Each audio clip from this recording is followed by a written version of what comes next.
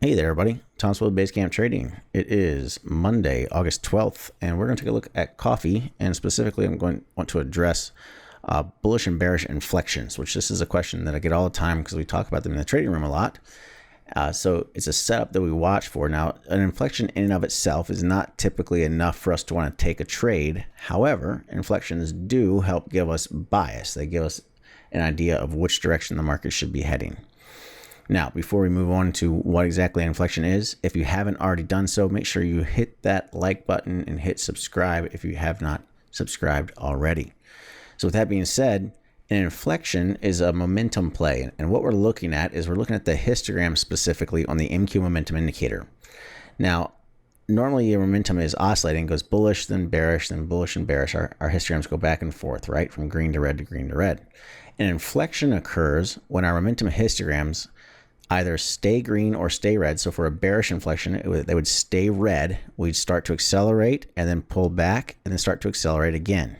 So for example, today in coffee, we see a bearish inflection here where we went up, down, and then back down again like this, but our histogram stayed red the whole time. So that's a bearish inflection. A bullish inflection is the exact opposite. It goes up, down, and back up again. And oftentimes, so if you look here, for example, there's an inflection leads to a period of price acceleration. Oftentimes you're going to see bullish and bearish inflections lead to periods of price acceleration, one way or the other. So for example, you had an inflection here, and a bearish inflection right here as well, where it came down and up. And you can see every time we start seeing prices start to accelerate.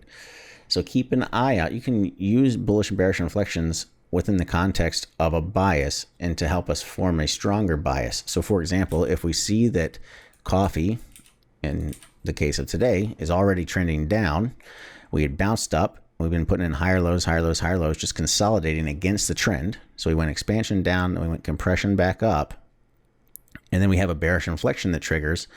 We can say, okay, we're looking for this expansion back to the downside to start to accelerate even more because now we have an inflection. So it's a better momentum play than if we had changed back to green histograms and changed back to red after that.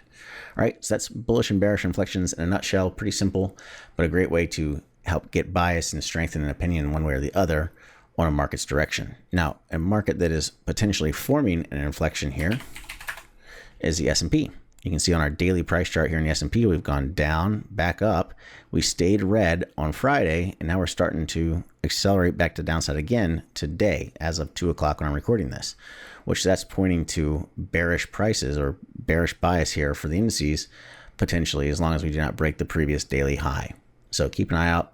Again, potential bearish inflection on the dailies in the S&P, but that's what bullish and bearish inflections are.